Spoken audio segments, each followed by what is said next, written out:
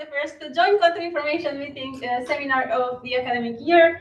Today, Dr. Adlam from Chapman University is going to join us. So please welcome her with a big round of applause. Hi everyone, it's great to be here. Thank you very much for the invitation. So what I thought I would do today is talk about a couple of different pieces of work connected to relational approaches to quantum mechanics and emergence, the emergence of the classical limit and of space-time, and some worries about the connection between those two things. So I'm going to start by talking about why I think we should take relational approaches and quantum reference frames seriously. I'm then going to talk about this question of if quantum states are relativized, what are they relativized to? I'm going to talk about the problem of describing a realistic internal reference frame, and finally the connection between quantum reference frames and Wigner's friend. So here's a worry that I want to sort of think about throughout this talk.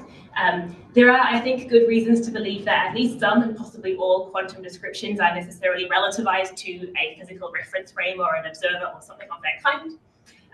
Moreover, there are, I think, clear theoretical results indicating that if that's so, then we're only going to get the full quantum formalism in the limit as the reference becomes large, as it becomes a quasi-classical system, essentially. If that's right, then it seems like there's a problem with trying to use the quantum formalism to describe the emergence of classical space-time and the classical world. Such descriptions seem to be implicitly presupposing some pre-existing classical reference frame. So in some sense, we're sort of presupposing the thing that you were supposed to be deriving. There's some kind of circularity involved there.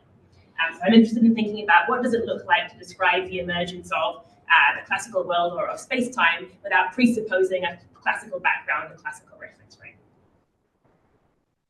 So I'm going to talk briefly about why we should be relativizing things within quantum mechanics. There are two kinds of motivations here, some coming from within quantum mechanics itself, and some coming from the comparison with gravity theories. Within quantum mechanics, the clearest reason comes from the Wigner's friend scenario. So in that scenario, of course, we're going to put our friend GD in a box. We're going to have him perform a measurement on a system S in the state shown here. Meanwhile, our other friend, Alice, is going to stand outside of the box with complete control, coherent control over the whole contents of the box. So if we apply unitary quantum mechanics from Alice's point of view, then GD and S are now going to be in the entangled state shown here. And presumably Alice could in principle confirm that they really are in this state by performing tomographic measurements. So obviously something odd seems to have happened here.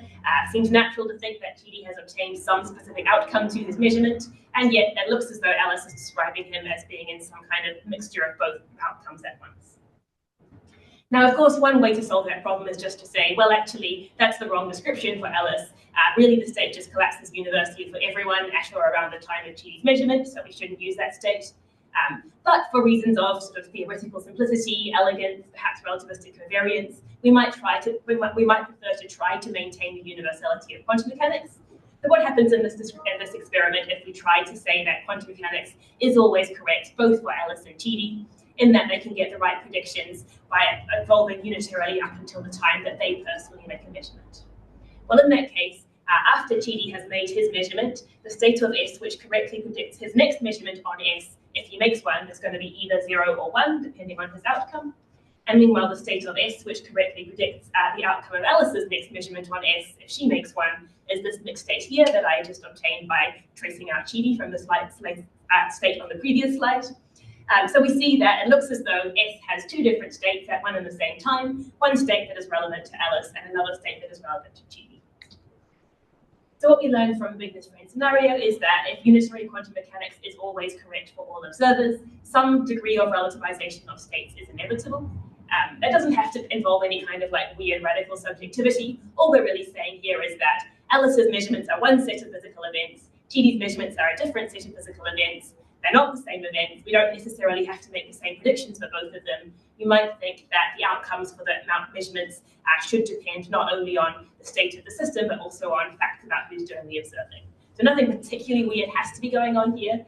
And indeed, we do have relativization of this kind occurring even in fairly sort of mainstream realist approaches to quantum mechanics. In Everett, we have relative states relativized to branches. So the explanation of the Wigner's friend scenario is that GD and Alice have different relative states because they're at different parts of the wave function. De Broglie similarly has conditional wave functions conditioned on different collections of de Broglie particles. And then we also have the more radically subjective approaches like relational quantum mechanics, which want to say there's really nothing observer independent here, it's all relative. So we can see from the scenario that if we want universality for quantum mechanics, some kind of relativization is going to be necessary. We do have various choices about what exactly that looks like. The other kind of motivation comes from looking outside of quantum mechanics and thinking about gravity in general. The issue here is that in classical physics and in much of sort of classical quantum mechanics, physical systems are in effect being described relative to some kind of fixed space-time background. Whereas in a relativistic context, we don't have a fixed space-time background anymore. We're going to have to be more careful about what we're describing things relative to. In particular, the standard interpretation of GR says that histories related by a diffeomorphism are physically identical. What that means is that any variables defined at individual coordinates, like the momentum of the particle at time t, are not by themselves physically real, and descriptions of things relative to space-time points are not meaningful. What is physically real in GR? Well, there's two classes of observables that we can appeal to. One is going to be highly non-local quantities defined over the whole of space-time, and the other is relational quantities built out of correlations between field values. The former is, of course, not going to play much of a role in our everyday lives, so most of the things that we observe in our ordinary lives and in the lab are going to have to be understood in terms of relational observables. So, for example, the momentum of the particle at time t becomes changed to the momentum of the particle relative to the clock reading time t. So it's now a relational claim rather than a sort of objective intrinsic claim. That is to say, in the context of gravity, a lot of things that we sort of naively regard as being intrinsic properties of systems actually have to be understood as relative to other physical systems, so rods or clocks or something like that. And quantum states are used to describe these properties, to assign probabilities to them, and so on. So insofar as those properties have to be understood as relational, it seems very likely that quantum states will also have to be understood as relational in the same way in the context of a future theory of quantum gravity. Moreover, if quantum mechanics is universal, the reference systems are quantum as well. So it looks like there's a strong motivation here to think that we're going to end up having to describe quantum systems relative to other quantum systems. Because we are seeing these relational effects in some sense appearing both in quantum mechanics and in gravity, it's thus been suggested that perhaps thinking more about relational approaches to quantum mechanics is going to help us understand how to put it together with gravity and arrive at a quantum theory of gravity. Francesco Bidotto is making more or less that claim here. I think some care is required here because the word relational is so broad and general that almost anything could be described as relational in some sense if you kind of squint. We perhaps shouldn't make too much of this connection, but I think it's fair to say that given that relational observables do play an important role, even in classical general relativity, we should be thinking at least about what's going to be the right way to integrate that kind of thinking with quantum mechanics. So suppose for now that we've all agreed that it's a good idea to think about relativizing quantum states and quantum descriptions to things, we're now going to have a variety of choices about how exactly to set that up. So looking at the Wigner's friend scenario, we learned from that quantum states should probably sometimes be relativized to observers or to physical systems playing the role of observers. But are they only relativized to observers, or are they relativized to something else as well? So there are sort of two broad schools of thought in the literature about this. The anthropocentric approaches suggest that quantum states are relativized to human observers, or perhaps to measuring devices, or to laboratories, or something sort of in the vicinity of human observers like us. So that includes various kinds of neo-Copenhagen approaches, possibly the pragmatist approaches, maybe cubism, all of those kinds of quite human-centric things. The alternative is what I'll call quantum universalism, which says that quantum states can be relativized to any physical system whatsoever. So that, I think, most famously includes relational quantum mechanics.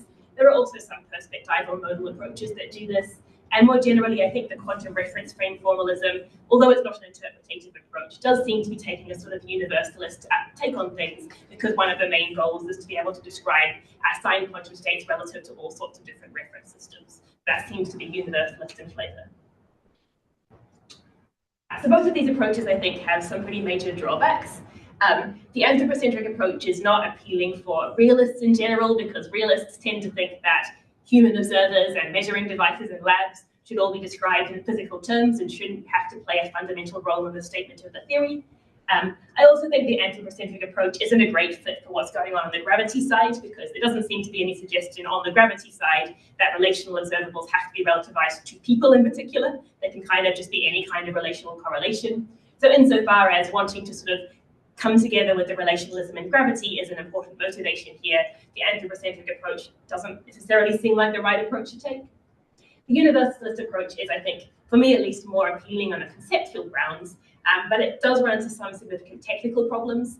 The worry here is that if you're going to assign a quantum state to some system relative to some reference, you like that to have like some content of some kind. In particular, you might think it should say something about the interactions that those systems can have, or the relations in which they stand, or the observations that the reference system can make, or something like that. And the worry is that for many physical systems, there aren't going to be enough resources to give sort of meaningful content to a whole quantum state relativized to it. So Bruckner makes a point like this in his paper, Qubits are not observers. We're talking specifically about relational quantum mechanics here, but I think the worry he raises kind of applies quite generally across the universalist approaches. So the way in which relational quantum mechanics gives content to its relational quantum states is to say that any two systems can undergo an interaction which counts as an observation. So when two systems interact, what happens is that a variable of one system will become definite relative to the other system. The probabilities for choosing those variables are given by the quantum state of system 1 relative to system 2, and that's what the quantum state means here. That's the content of the quantum state. But obviously, to make sense of that as a description, you're going to have to say something about what basis that occurs in. It's like a measurement or an observation, so it has to occur in some basis. Okay, so which basis? Now, there is an obvious way to go about answering that, which is to appeal to the Schmidt basis. So when two quantum systems interact and become entangled, there's always some basis in which the resulting state looks simple. The Schmidt basis, as shown here, doesn't have any cross terms, whereas the non-Schmidt basis does have cross terms.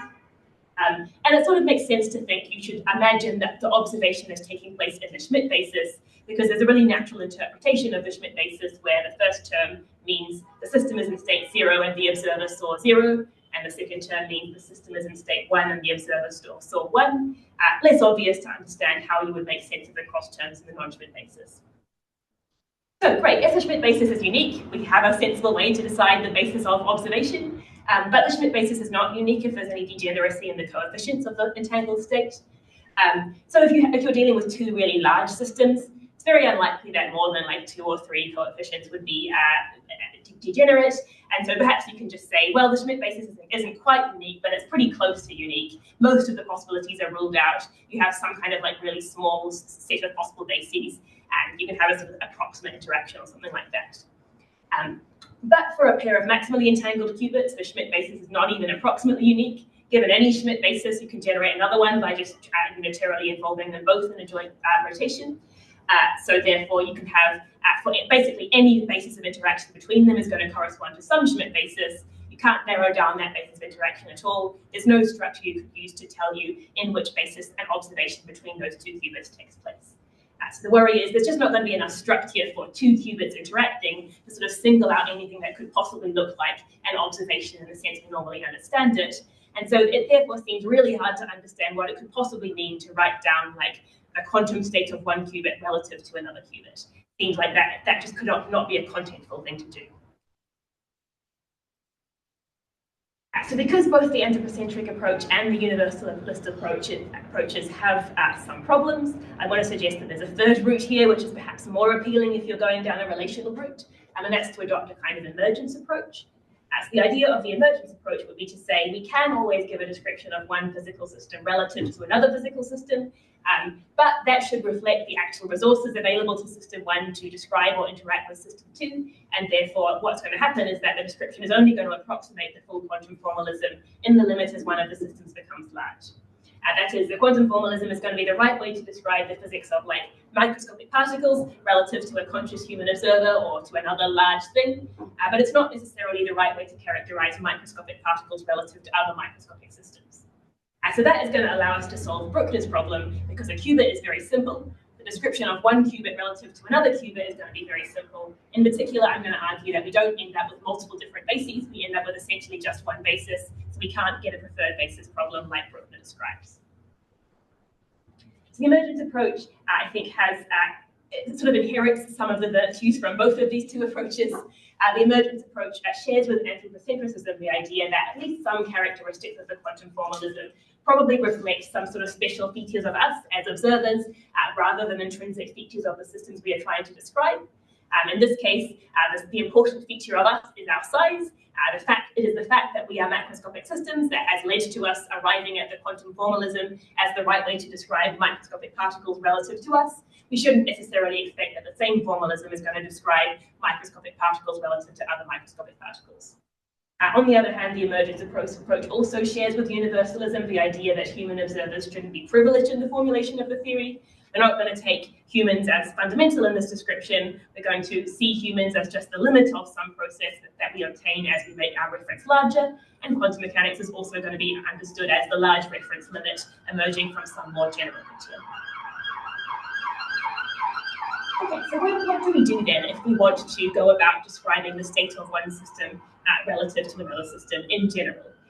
So there are, of course, several existing approaches within quantum foundations already trying to solve this problem of describing one quantum system relative to another one. I think neither of these approaches is going to quite give us what we want for the specific problem I've just articulated. So there are two main schools of thought on quantum reference frames. The structural approach to quantum reference frames is all about trying to break the redundancy that arises if we're trying to describe the quantum state of a system without appealing to external reference frames.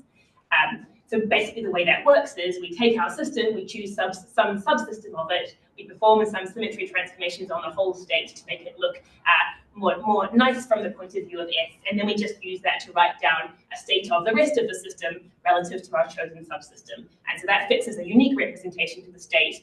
We've gotten rid of the extra redundancy. But the point here is that these are coordinate transformations, really. No attempt here is being made to write down a sort of realistic perspective for the relevant system. In particular, what's being done here doesn't depend at all on the resources available to your subsystem. What you're essentially doing is just like setting your subsystem as the origin of a coordinate system. You are not asking what kinds of measurements could the subsystem make, what kinds of interactions could it participate in. It's just being used as like the zero of your coordinate system.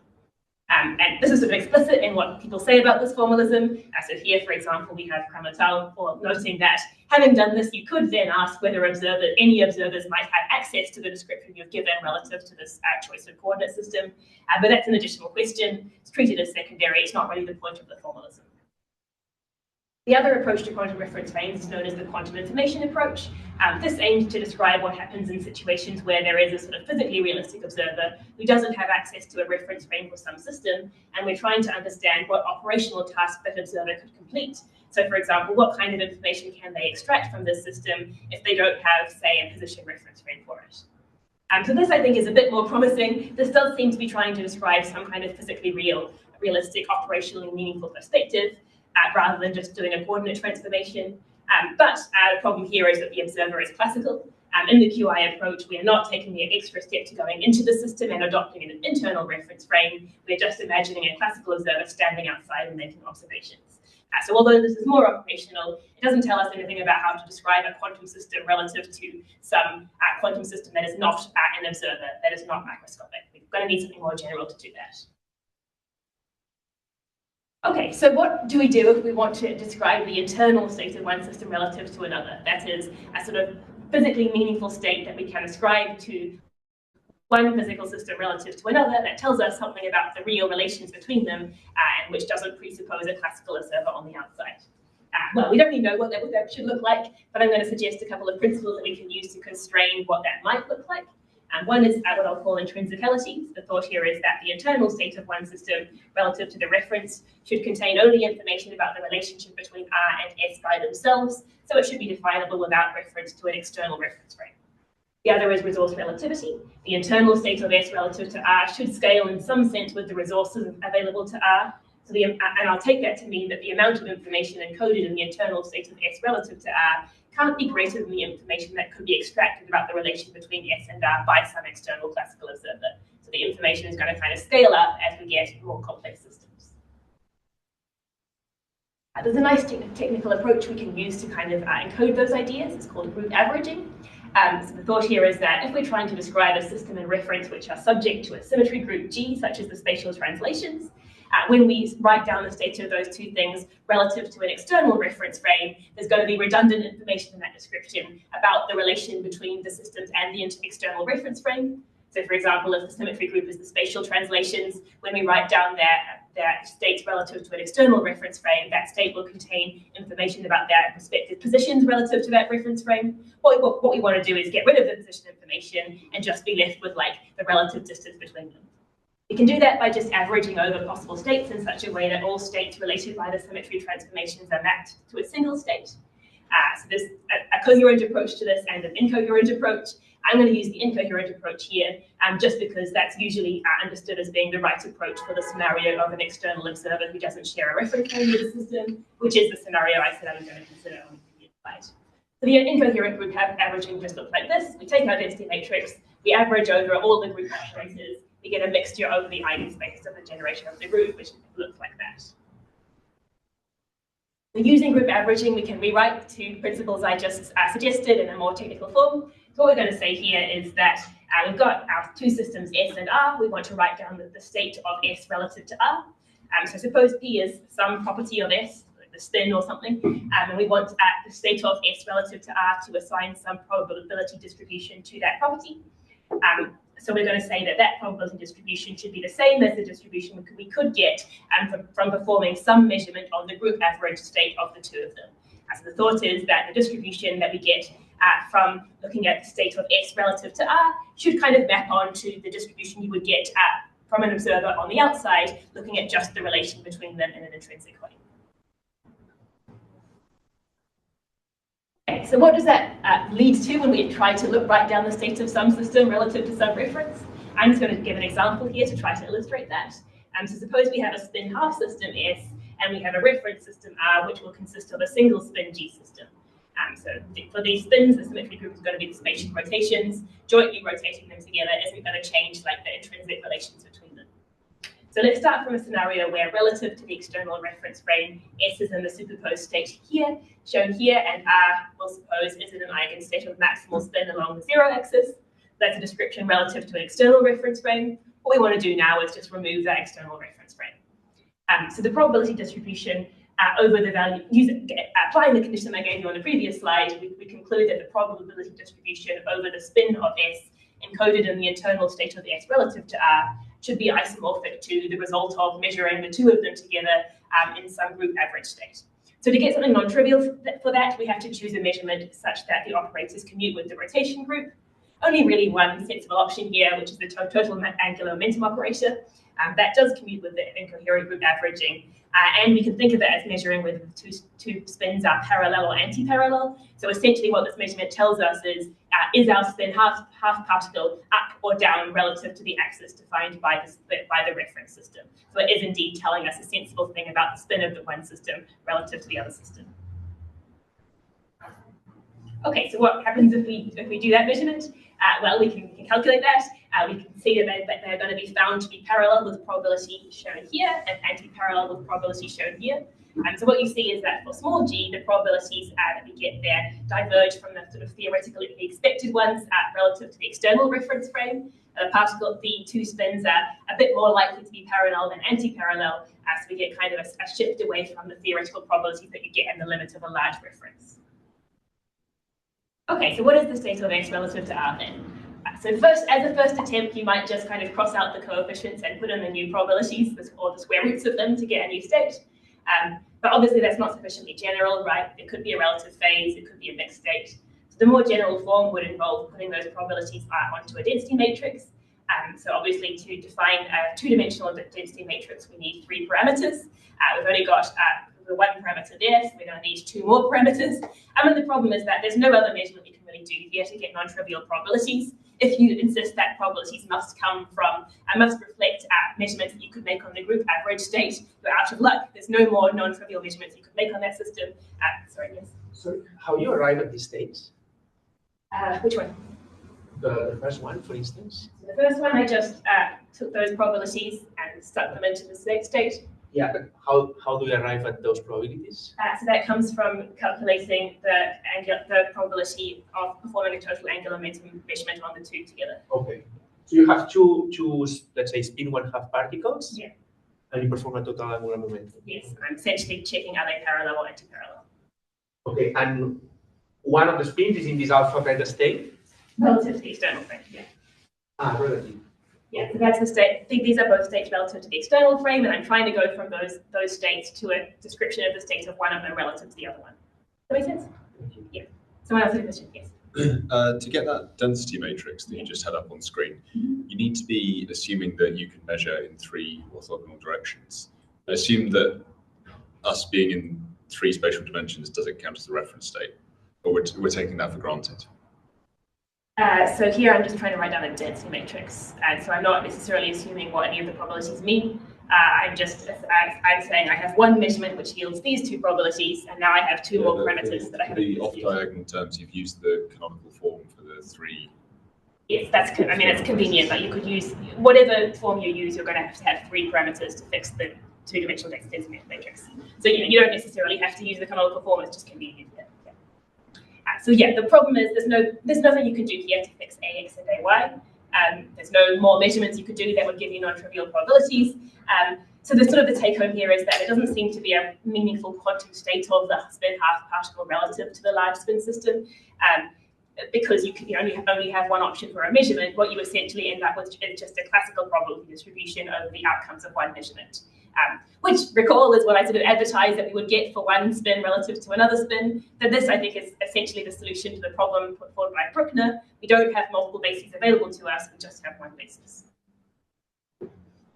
You could, of course, say, well, I want to get a full quantum state, though, so what I'm going to do is use a more complex reference system. So you can add more spins to your reference system. So you could just add 2 orthogonal spins and have a 3-dimensional mutually orthogonal reference system now. So at that point, now you have 3 measurements you can do. You can check if your spin half system S is parallel to each one of the 3 spins.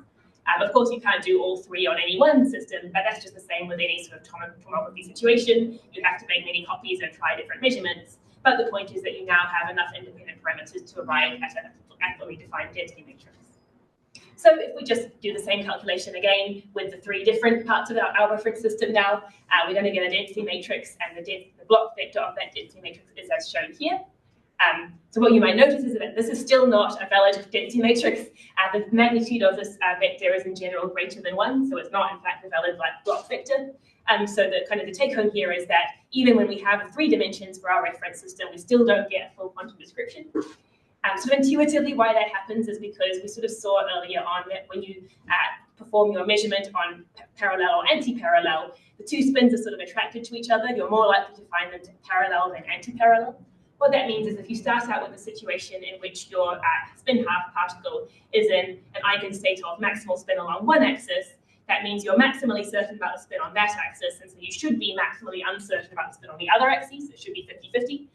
But because, in fact, they get attracted to each other, what you find is that you're attracted away from the 50-50 case, and you're a bit less than maximally uncertain about the other 2 axes. So this is not a valid quantum state because it doesn't obey the uncertainty requirements. If essentially, you can be maximally certain about one axis and not maximally uncertain about the other axes. So we still don't get a valid quantum state in this picture, but we can see that the magnitude of this vector does approach 1 as the spin actually goes to infinity. So kind of the take home here is that indeed, in the large reference limit, as the reference becomes much, much larger than the spin we're trying to describe, we get back the standard quantum description. But in the case where the reference is kind of similar in size to the system we're trying to describe, it's not quite going to be an ordinary quantum description. We're going to need some other kind of way of thinking or some other formalism to properly describe the state of this system relative to the other system. Yes? You remind me why it's more likely to be parallel than anti-parallel? Just because of this calculation. Physically, I have 2. Is it a special initial state? Like physically, I just have 2 spin half particles. And if I measure them, I'm more likely to find them. One of them is a spin half particle, and the other one is a spin G system. If G is infinite, then you should get A squared and B squared. But in this calculation, you can see that the probability for parallel is a bit more than A squared. And probability so it needs to be higher than a half before you get. Before parallel becomes more important. Yeah, what I mean when I say parallel is more likely than anti-parallel, I mean that given your state relative to the external reference frame, when you check relative to the internal reference frame, you're always going to be pulled a little bit towards parallel. So it's more likely to be parallel than it would have been if you looked at the state relative to an external reference frame. Does that make sense? Not to me, but I don't. I just mean I don't like. Is there? Do you have a physical, intuitive way of why that should be the case?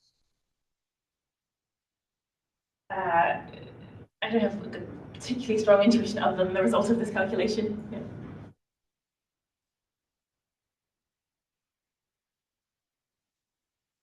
Right, so yeah, the picture we get here is that for small reference frames, essentially they're a little bit sort of unstable. The small reference frame is affected by the system that you're trying to measure relative to it, and so you don't quite get, it doesn't provide a sort of fully stable background that you would need to reproduce the full quantum formalism.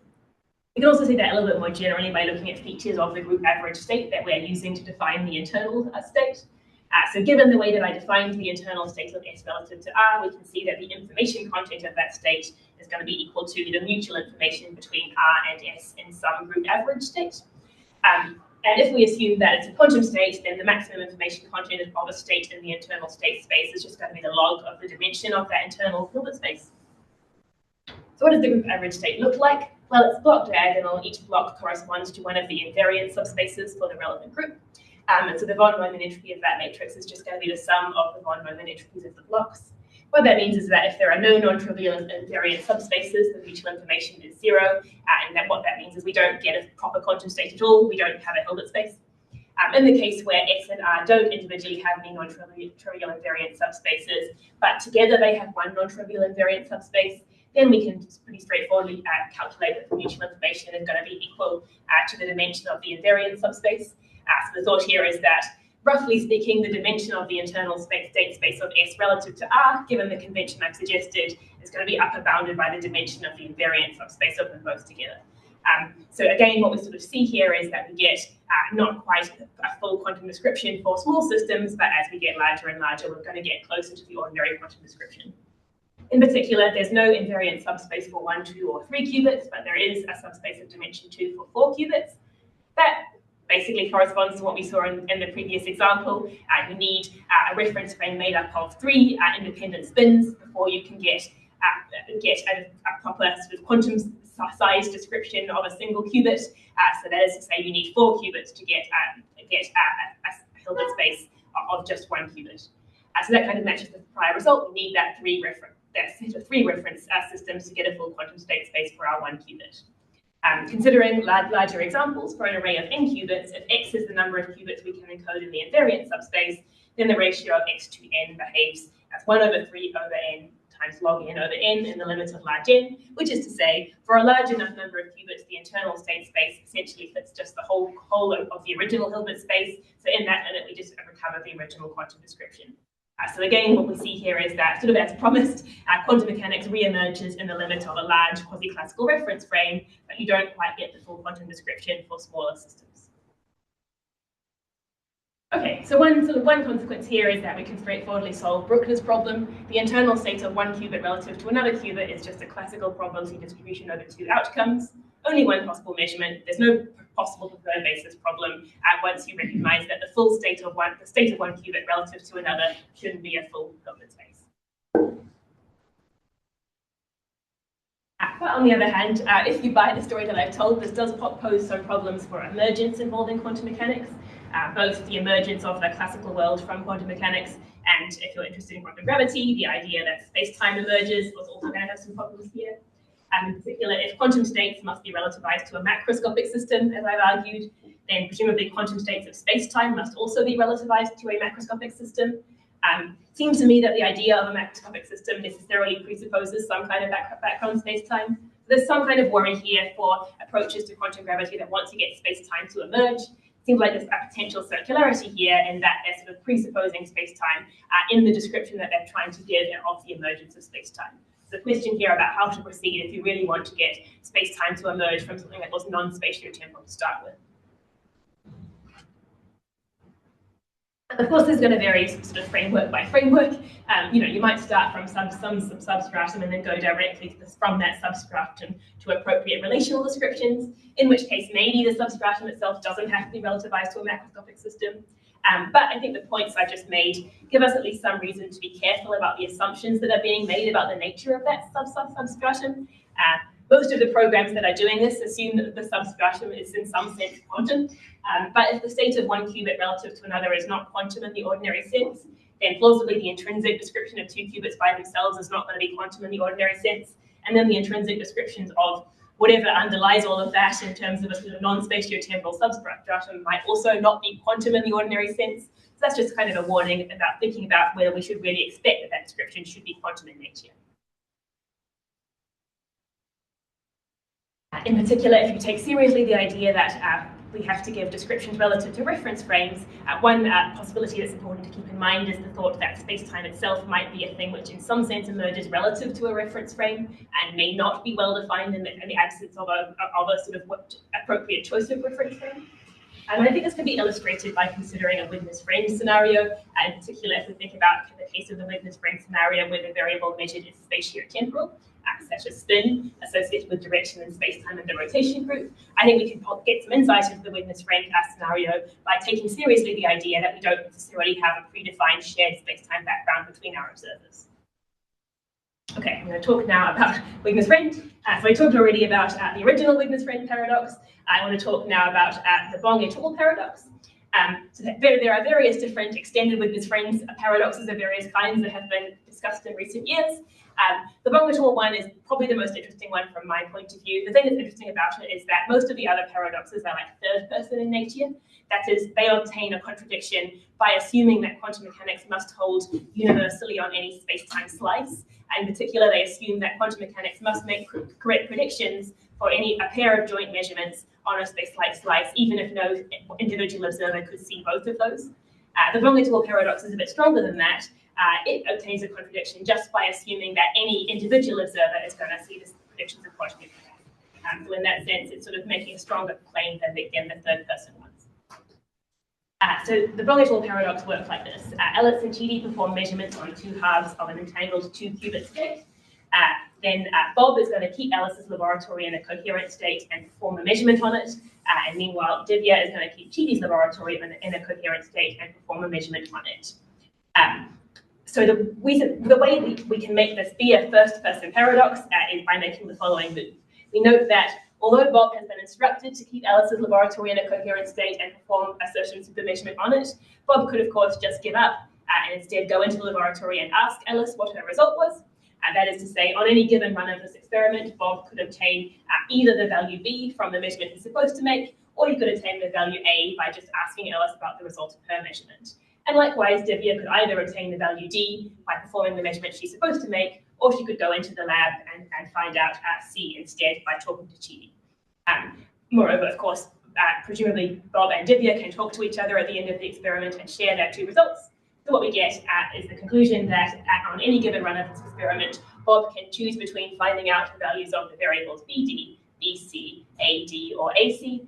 Moreover, if we assume that there's no retrocausality, then presumably the probability distribution over those four outcomes, A, B, C, and D, doesn't depend on which one of those pairs Bob chooses to find out. So the thought is, if Bob always sees results consistent with the prediction of quantum mechanics, then the distribution over these four outcomes must reproduce the pairwise predictions of quantum mechanics for all four of these pairs every time.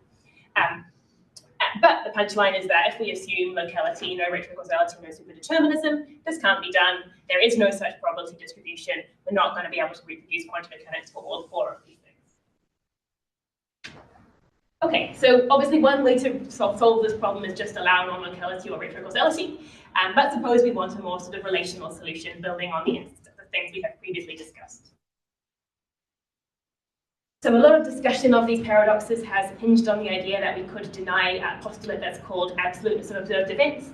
Absoluteness of observed events is supposed to be the assumption that observed events are real single outcomes that are not relative to anything.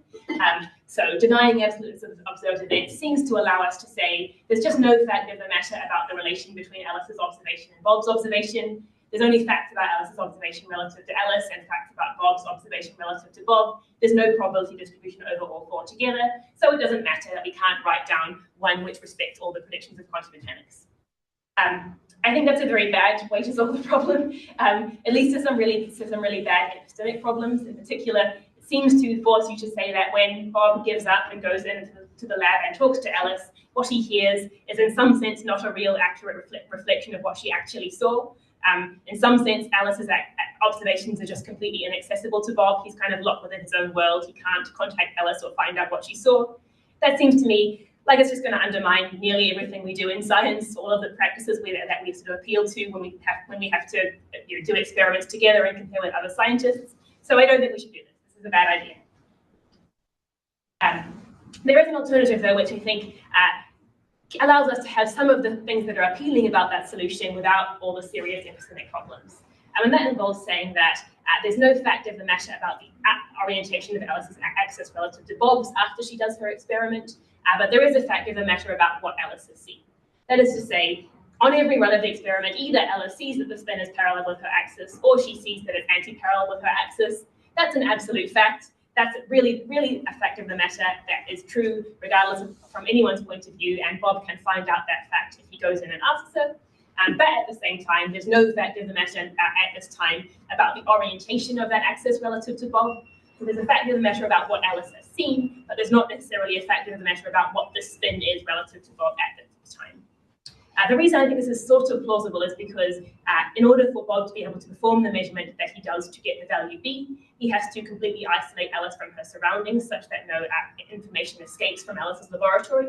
So I think it's therefore at least feasible that you could say, well, although before the experiment Alice and Bob shared some kind of orientation reference frame, once Alice becomes isolated like this, and once she does her measurement on this other particle, plausibly she loses her orientation with the external reference frame. So now her lab is in some kind of state of indefinite orientation relative to the external world, but there are still definite facts about the internal state of the lab and about what she has seen. That allows us to disambiguate a little bit about some of these variables that appear in the Wong et al. Paradox. And in particular, recall that the paradox was about a probability distribution over 4 variables, A, B, C, and D. But what exactly does this variable A refer to? So A could be the variable defined by Alice's own internal observation, AI. So that variable says either Alice saw down relative to her axis or she saw up relative to her axis. Or A could be the variable AE defined within Bob's reference frame, which combines the facts about what Alice saw with the fact about what direction her axis is subsequently found to point in relative to Bob's axis. So in particular, if Alice sees up and her axis is then found to point in the same direction as Bob's, AE is going to be up. If Alice sees up and her axis is then found to point opposite to Bob's axis, AE is going to be down. So it's sort of combining those two facts. Finally, I'm going to assume here that in this experiment, Alice's axis comes to have a well-defined orientation relative to Bob's axis, only in the case where Bob actually checks.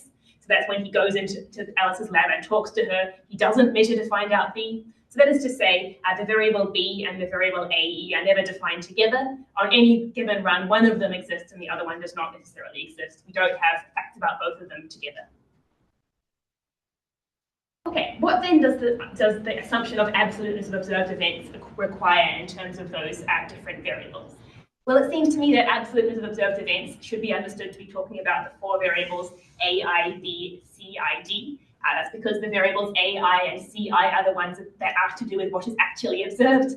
Those describe what Alice actually sees, what she knows, what she would communicate to Bob. Those seem to be the things that need to be absolute as to sort of make sense of the practice of communication between scientists and all the epistemic worries that I just described. So absoluteness of observed events should require a well-defined distribution across those 4 variables. But a distribution across A, I, B, C, I, and D just couldn't possibly be compared to any quantum predictions because the quantum mechanics is only going to make predictions for spins measured relative to some common space-time reference frame, and we don't have that here. AI, by definition, is not aligned in any way with the reference frame that we used to define B and D. We could, of course, compare A, B, C, E, D to the predictions of quantum mechanics because by construction, those 4 are all defined relative to the external reference frame of Bob and Divya. But there is no well-defined probability distribution across those 4 variables because AE doesn't exist on the runs when B exists. So we don't necessarily have any fact of the matter about the relationship between AE and B.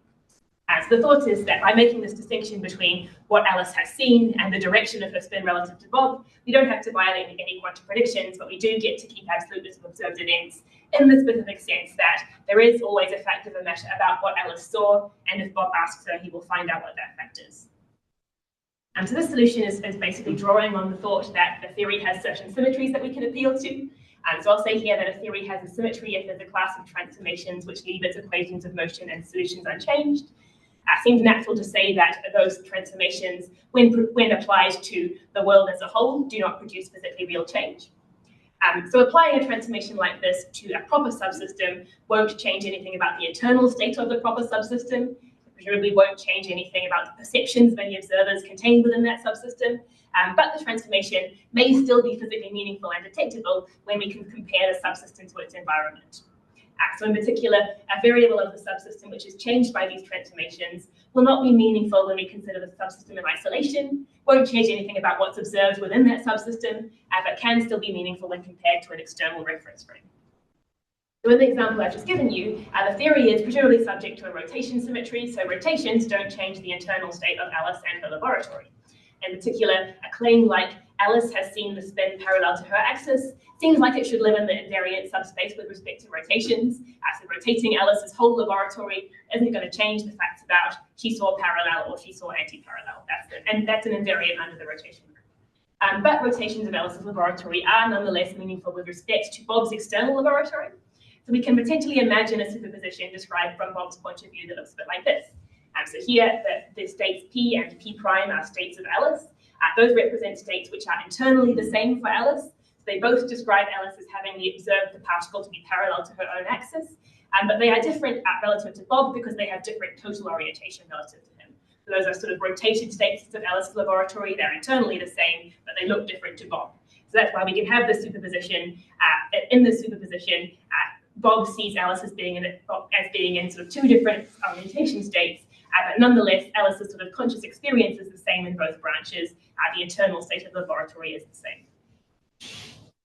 I suggest that possibly a different way of describing what happens in this Wigner's friend scenario. So the standard description is Alice performs a measurement on this particle, which is in a superposition of up and down, and she then goes into a superposition of seeing up and seeing down. What I want to suggest instead is that when Alice makes this observation, she ends up aligning her axis with the axis of the particle. So she probabilistically either sees up or down, parallel or anti-parallel, and then she becomes aligned with the direction of the particle, such that afterwards, relative to Bob, the state looks like this. So that in this state, there's a well-defined fact about what Alice saw. She saw parallel, and if Bob measures the invariant subspace, he'll find out that state. He'll find out that she definitely saw the result parallel. But nonetheless, it's still a superposition. There are still two different states of Alice relative to Bob. In particular, if he performs quantum experiments on that orientation variable, he'll still see quantum interference. He can still do the measurement that gives him the value B. He can still reproduce the usual quantum predictions based on that orientation variable. So we have a way here in which we can maintain that there's a well-defined absolute fact about Alice's observations, but still maintain that she does end up in a superposition relative to Bob in this sense. Okay, if one buys this, then perhaps you don't buy it, but I think it's at least an interesting direction to consider. If we buy this, then it seems like some of the paradox is in effect arising precisely from assuming a fixed shared reference frame, a fixed shared space-time background. Whereas once we take seriously the idea that reference frames, that space-time in some sense is defined relative to a reference frame, that each reference frame can have its own space-time, and that there is not necessarily by default a shared meaning of orientation. There's a way to resolve the paradox to maintain Alice having definite observations while also maintaining that she ends up in a superposition relative to Bob. So, insofar as you buy the solution I've just proposed, you might think of this as a way of seeing the effects of the idea that space-time is a thing that emerges relative to reference frames and doesn't have a fixed meaning in the absence of a specific fixed reference frame. Great. So to conclude, I think there are very good reasons to think that at least some quantum descriptions are necessarily relativized to something. There are a lot of questions about how to set that up in a more precise way and how to think about the nature of that relativization and the types of reference systems that are relevant. But in any case, I think this fact about quantum mechanics, insofar as you believe it's a fact, is important to remember when we try to understand the emergence of the classical world and classical spacetime. We should, I think, be thinking more carefully about what kinds of descriptions are meaningful prior to the emergence of classical reference frames. And we should be careful about the attribution of properties to systems and to space-time in the absence of an appropriate reference frame. So all of this, I think, is just a warning to perhaps think more carefully about the role of reference systems and what is sort of meaningful in the absence of a macroscopic reference frame. So that is everything I wanted to say. We're bang on 2:30, so we should see if there are any questions.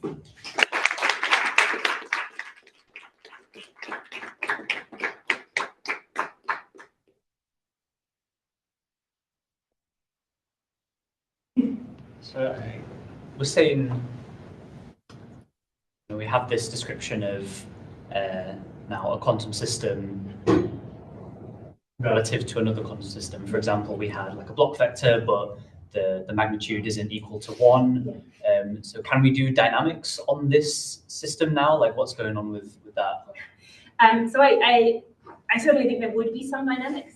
I have not gone as far as figuring out what that dynamics looks like in any detail.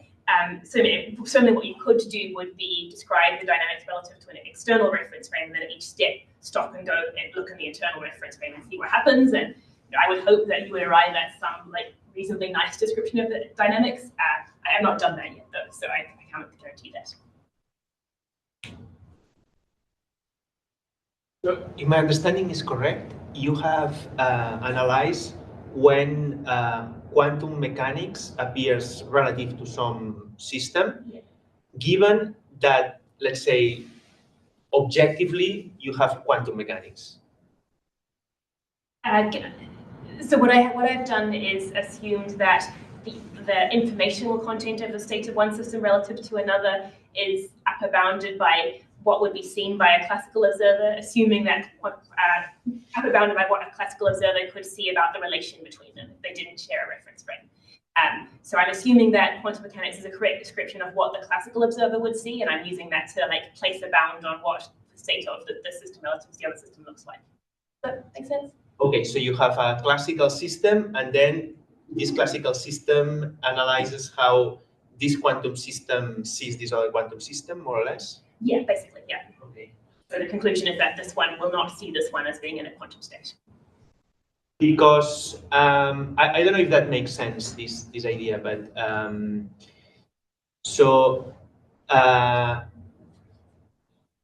yeah, so you have considered whether quantum mechanics is I don't know, if with respect to this quantum reference system, is quantum mechanics a good description of this other quantum system, something like this?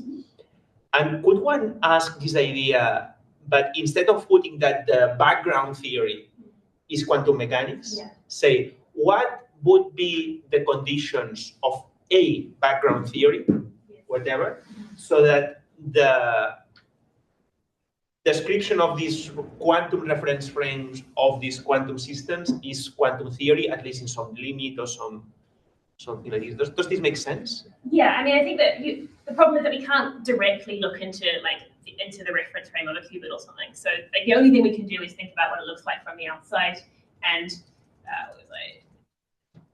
you use some constraints to make some kind of supposition about what the description should look like. So these are the constraints that I used, and then I use these two constraints and then used quantum mechanics to calculate what the external observer could see.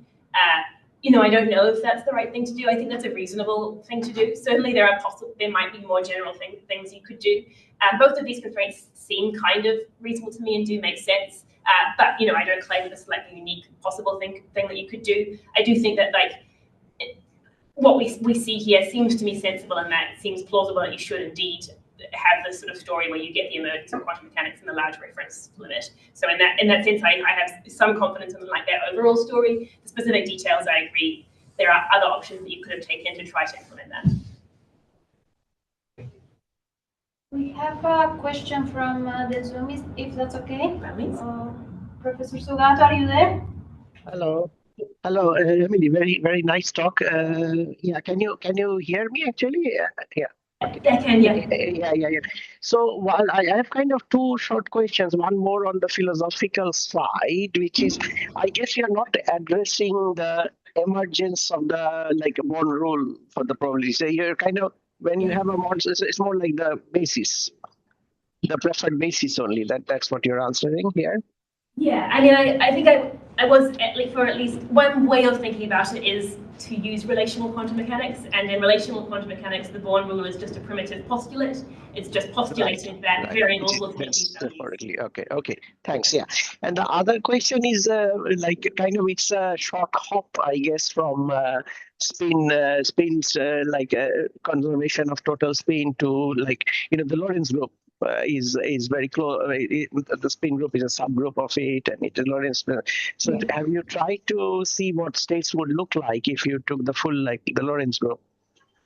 I personally have not done that analysis, but a lot of what I'm doing here is inspired by what's going on in the quantum reference frame formalism, and I know that they have a lot of results in that direction. So my next step would be, to use some of those results to give a more technical formulation of what I've just said, using perhaps the full group rather than just the spin group. Yeah. Right. Okay. Thank you very much. Yeah. Bye.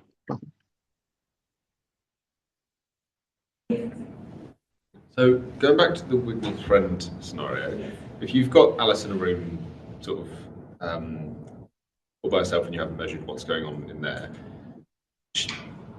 if her space-time can be orientated in any direction, is that space-time need to be treated as causally disconnected from the space-time outside of it? Yeah, I think so. I think the supposition I'm making there is that because it's necessary to produce this like full isolation of Alice to be able to do that measurement, she is in a meaningful sense like isolated, causally isolated from the outside environment. There's no way in which you can sort of from the outside see what Alice's orientation is until you open the box. So you'd have to say more about specific mechanism, but I think it's at least plausible that you could end up with a situation where she has an indefinite orientation relative to the outside. So if you've got a discontinuity there, surely there must be some space-time observable. Like if I try to pass a gravitational wave through it, is it going to bounce or is it going to pick up information about the superposition or? Well, you have to be careful because anything you do that extracts information from the box is going to ruin the experiment, essentially. To make the experiment work, you do have to make sure that you don't do anything on the outside which extracts information. So as soon as you do, I'm not quite sure if a gravitational wave would extract information in the right way, but if it did produce any information about the outcome of Alice's measurement or about the orientation of her lab, then it would collapse the superposition, essentially. Maybe this question is the same as Jakarta's, but you're using the word space-time appears quite a few times, but it's the angle that is the. In that specific case, I was interested in the angle. I mean, obviously you can do the Wigner's friend experiment with anything you put a superposition. So it could be position, in which case it would be like translational symmetry. And you'd have to think for other types of variables you could use, you'd have to think about what is the relevant symmetry group. You had an energy superposition. Yeah, well, energy, I guess, is relative to a choice of a zero, right? So plausibly, you could have two different energy states in Alice's laboratory, which seem the same from Alice's internal point of view, but which appear to be at different total energies from Bob's point of view. Wouldn't that also cause a superposition in the curvature of the ring, of the space-time curvature? Plausibly. So at some point, you would have to think about how to make this interact more directly with the gravity theory. And exactly what that would look like is going to depend a lot on your chosen gravity theory, or quantum gravity theory even. Yeah. Maybe you don't endorse this, but it feels like when I talk about emergence of just a single variable, like relative angle or relative position even, that's relatively simple. But then if you have the emergence of a whole space-time, that seems to require, maybe this is what you did at the beginning, it seems to me to require space-time. So it's hard to imagine just having a relational view of all of that. But is your position that you could? It's just more complicated than this.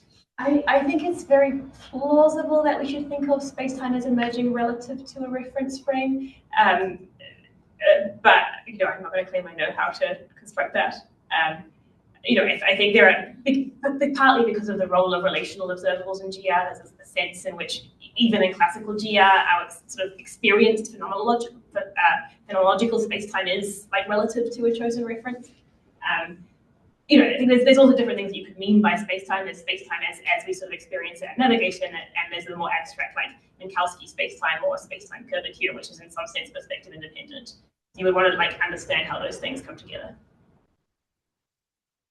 I guess all those relative descriptions usually involve, say, different fields which all just live on a particular space. It's hard to even know how you would begin that more general emergence, like two relative spins, two relative positions, okay. But then if you think of whole relational framework, it feels like we just don't even have the formalism to describe what that would look like. I mean, I agree. I'm not going to try to solve that whole problem, but I do think that potentially thinking about the emergence of individual spins or orientation is a good starting point to address that problem more generally. As soon as you use the word individual spins, then it's it feels like you have trouble, right? Because you have two different spins. Now you want to know this one relative to the, you almost need two different reference frames for each of these two spins, and that's presupposing some sort of structure already, which starts to look a lot like a space-time structure. Well, that was part of the concern I articulated, was precisely that it seems like you need a macroscopic reference frame to describe some of these things. So part of the point I wanted to make here is that I think the story about the emergence, both of classical probability and of space-time, is more complex than we perhaps think it is, because a lot of the tools we're using to try to tell that story implicitly refer to an external reference frame.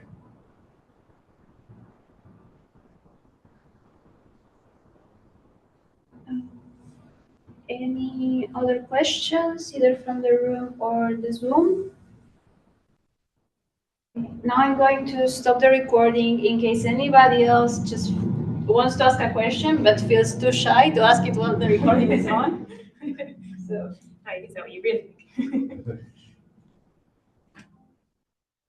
okay.